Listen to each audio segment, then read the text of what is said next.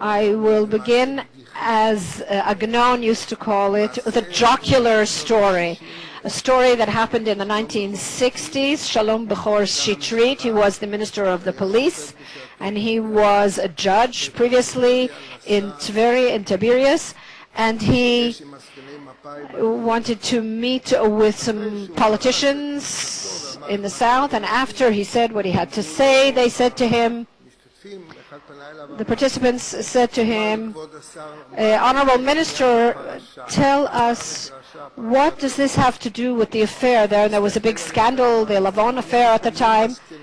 It is an internal Ashkenazi affair, he said to them. The whole matter of the revival of the Hebrew language is an internal Ashkenazi affair. What the great designers or founders of Hebrew literature and Zionist thought did, but if we ask Adina Bar Shalom in what language her father thought or dreamt, he dreamt in Hebrew, and he thought in Hebrew. When broadcasters used to come to Jerusalem in the 19th century when they came to Jewish communities, charity collectors came to Jewish communities in Europe, the language that these Sephardi people used was Hebrew, and they spoke with the people there with Hebrew that they barely understood. For example, there's the story that the Ashkenazi rabbis, when they would slice bread and they needed salt, when you bless over the bread, he said to his wife, Melach, Melach, there's no salt, So he said, take the salt shaker, take the salt shaker. I'm salting and salting, and it's not salting. In Hebrew, it's a play on words. The revival of the Hebrew language is something that happened in the Zionist movement as part of Zionist activity. And here we are exactly 100 years after the Third Hebrew Congress, after the 11th Zionist Congress. And Professor Yosef Kloisner stood there and he said, we have gone through 3 periods. I'll read the excerpt to you to show you what has happened to Hebrew in the past 100 years, to understand how beautiful this Hebrew is. We have gone through 3 approaches to the Hebrew language. In the first period, which I would call the Romantic period, the language was considered a language of the past, a relic of the past, the only living relic of our past history. The second period I would call the cultural period. This language was cherished as a cultural asset, one of the most important cultural assets in which the spirit of the nation was embodied, which has a value for its continued development in the future. And now we have reached, he said, the third period, which I would call the political period. And that, I think, belongs to the issue of our national resilience and social resilience. We have begun to look at our language as a political asset without which a nation cannot be a political entity, not only in the future but in the present too. Vladimir Jabotinsky is not an intellectual in the accepted meaning of the word or a Hebrew writer. He is a political writer, a writer to whom the political aspects were the most important. And if he gave himself over to the Hebrew language to the extent that he made all his speeches in Hebrew, then this happened because he felt the great importance and political value of the Hebrew language. And this is something we must not take lightly. Great futures are reflected from Hebrew, our national language. It has become an entire political platform. And here we can see that indeed Hebrew has become an entire political platform. We see that in the Knesset and everywhere discussions are held in Hebrew. Try to imagine how we could run an army not in a single national language that everybody knows.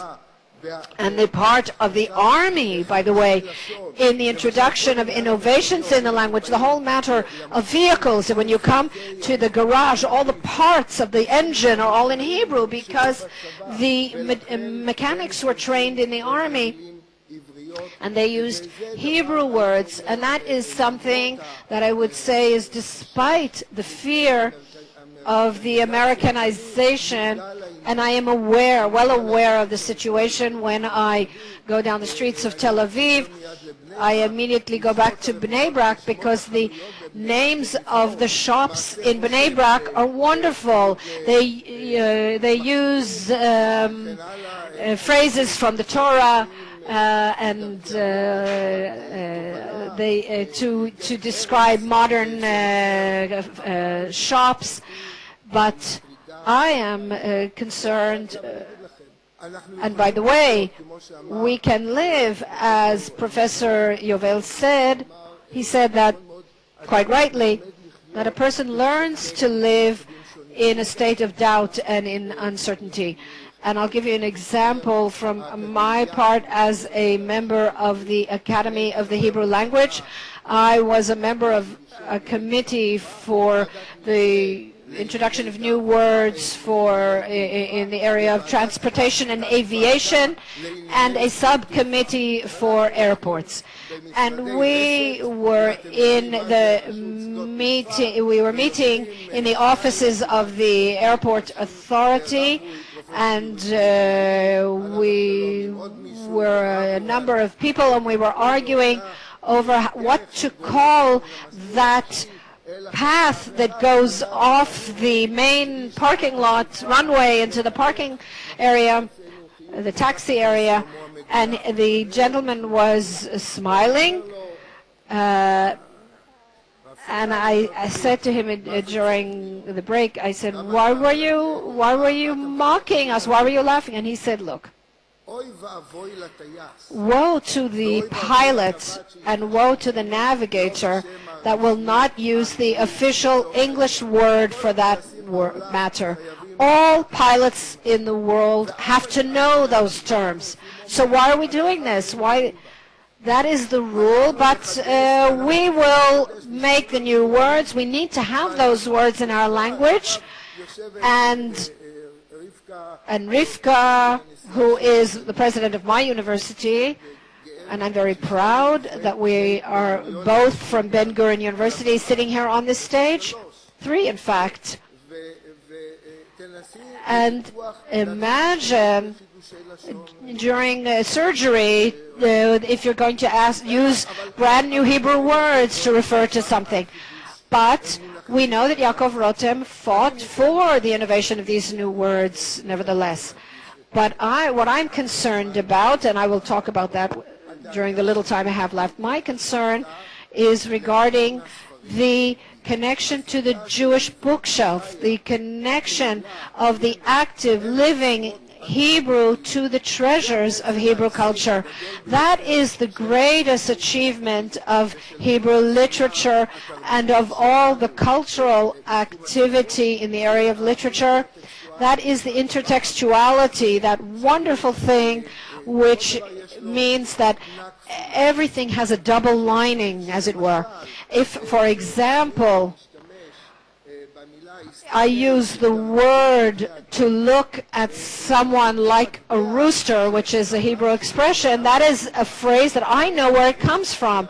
But my good friend, a Hebrew writer whom I edited, he looked at him like a donkey at human beings, and I said, why did you write a donkey and not a rooster? And he said, what's the difference? I said, the difference is the weight. He said, explain it to me. I said, when a Jewish person on the eve of the Day of the Atonement takes a chicken and waves it around his head, and says, this is my repentance, this is in exchange for me, and then the prayer, the book begins with the word, people who sit in darkness and in the shadow of death. And this chicken who is taken out for a round around one's head, he looks like a chicken looking at these words at a person at the beginning of that prayer.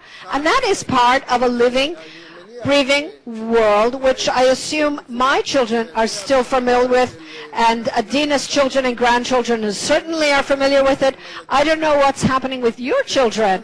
And this brings us to an area where Hebrew is becoming lean and diluted. I thought I did something wrong. I thought that I was harming national security, perhaps. They were coming to get me. How can we conserve the depth, the multidimensionality of the language?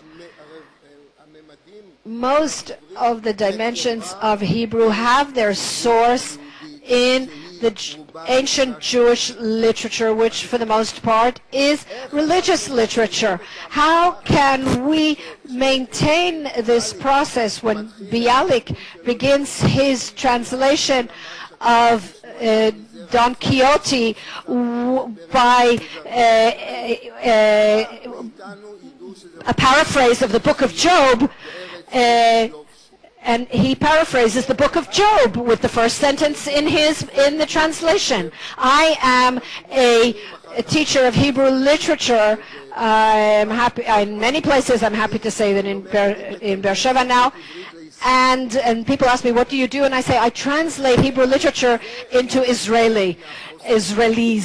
And that is part of our national security. It's not just a tool, it's not just cosmetics, it's not just a luxury. I think that it is an inseparable part. It is also our shared foundation, if you like, to those 50% of the population who feel at home in the Hebrew book. If I look at Adina, really with great joy, because I ask, what is the platform that I and your people share? Where will we meet? We will meet in Maimonides, in those areas where Hebrew is alive and breathing, and on which it draws.